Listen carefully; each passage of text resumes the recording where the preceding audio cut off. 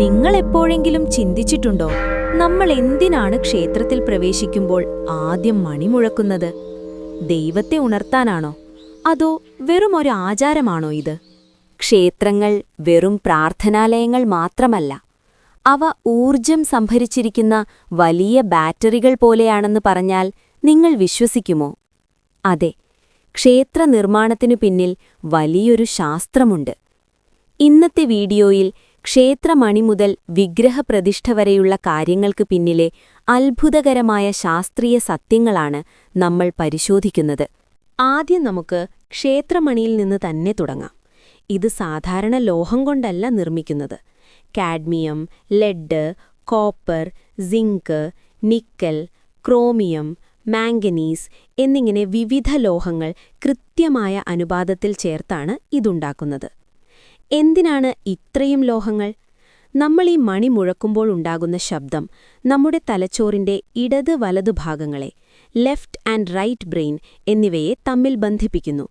ആ ശബ്ദത്തിൽ നിന്നുള്ള പ്രകമ്പനം, എക്കോ, ഏകദേശം 7 സെക്കൻഡ് നീണ്ടുനിൽക്കും.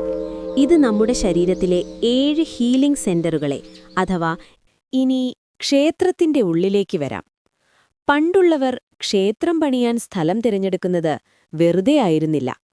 ഭൂമിയുടെ കാന്തിക ഊർജം, മാഗ്നറ്റിക് എനർജി ഏറ്റവും കൂടുതലുള്ള സ്ഥലത്താണ് ഗർഭഗൃഹം അഥവാ മൂലസ്ഥാനം പണിയുന്നത്. പ്രതിഷ്ഠ നടത്തുന്നതിനു മുൻപ് വിഗ്രഹത്തിന് താഴെയായി ചെമ്പ് തകിടുകൾ വെക്കാറുണ്ട്. ചെമ്പ് കാന്തിക തരംഗങ്ങളെ ആഗിരണം ചെയ്യാൻ കഴിവുള്ള ലോഹമാണ്. ഇത് ഭൂമിയിലെ പോസിറ്റീവ് ഊർജത്തെ ആഗിരണം ചെയ്ത് വിഗ്രഹത്തിലേക്ക് പ്രസരിപ്പിക്കുന്നു. അതുകൊണ്ട് നമ്മൾ വിഗ്രഹത്തിനു മുന്നിൽ തൊഴുതു നിൽക്കുമ്പോൾ ആ പോസിറ്റീവ് എനർജി നമ്മുടെ ശരീരത്തിലേക്കും പ്രവഹിക്കുന്നു. ഇതുകൊണ്ടാണ് ക്ഷേത്രത്തിൽ പോയി വരുമ്പോൾ നമുക്ക് വല്ലാത്തൊരു സമാധാനം അനുഭവപ്പെടുന്നത്. ഇതുകൊണ്ട് തന്നെയാണ് ക്ഷേത്രത്തിൽ ചെരുപ്പിടാതെ നടക്കണമെന്ന് പറയുന്നത്. ക്ഷേത്രത്തിലെ തറയിലൂടെ ഒഴുകുന്ന ഈ ഊർജം പാദങ്ങളിലൂടെ നമ്മുടെ ശരീരത്തിലേക്കെത്താൻ ഇത് സഹായിക്കുന്നു. അതുപോലെ നമ്മൾ വിഗ്രഹത്തിനു ചുറ്റും പ്രദക്ഷിണം വയ്ക്കുമ്പോൾ നമ്മൾ ആ കാന്തിക വലയത്തിനുള്ളിലൂടെയാണ് സഞ്ചരിക്കുന്നത്. ഇത് മാനസികവും ശാരീരികവുമായ ഉന്മേഷം നൽകുന്നു. നമ്മുടെ പൂർവികർക്ക് വലിയ ടെക്നോളജിയൊന്നും ഉണ്ടായിരുന്നില്ലെങ്കിലും പ്രകൃതിയെക്കുറിച്ചും മനുഷ്യ ശരീരത്തെക്കുറിച്ചും അവർക്ക് വലിയ അറിവുണ്ടായിരുന്നു. ഈ വീഡിയോ നിങ്ങൾക്കിഷ്ടമായെങ്കിൽ ലൈക്ക് ചെയ്യാനും സുഹൃത്തുക്കൾക്ക് ഷെയർ ചെയ്യാനും മറക്കരുത്. നിങ്ങളുടെ അഭിപ്രായങ്ങൾ താഴെ കമന്റ് ചെയ്യുക.